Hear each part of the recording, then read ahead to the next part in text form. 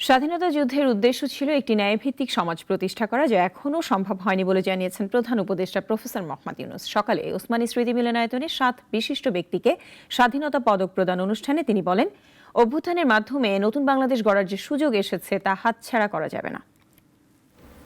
স্বাধীনতা 11 মার্চ রাষ্ট্রের সর্বোচ্চ পুরস্কার স্বাধীনতা পদকে মনোনীতদের তালিকা প্রকাশ করে মন্ত্রিপরিষদ বিভাগ। জাতীয় পর্যায়ে গৌরবোজ্জ্বল ও কৃতিত্বপূর্ণ অবদানের স্বীকৃতি হিসেবে 7 বিশিষ্ট ব্যক্তিকে পদক তুলে দেন প্রধান উপদেষ্টা প্রফেসর মোহাম্মদ ইউনূস।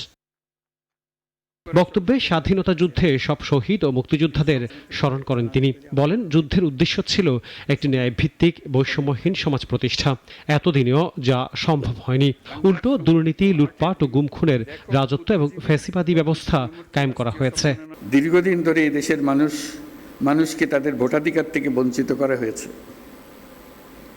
দুর্নীতি, লুটপাট ও গুমখুনের রাজত্ব চালিয়ে দেশে একটি ফ্যাসিবাদী সরকার ব্যবস্থা কায়েম করা হয়েছে।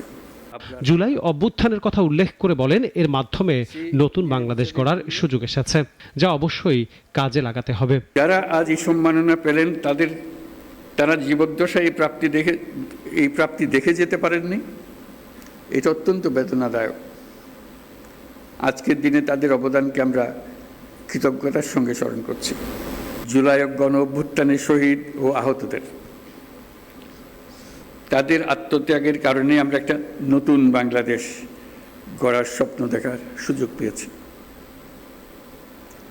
এই সুযোগ আমরা কোনো ক্রমেই বৃথা হতে দেব না।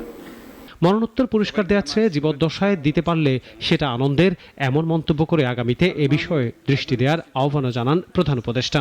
এবং একটা বৈষম্যহীন সমাজ। আনোয়ার হোসেন, নাগরিক, ঢাকা।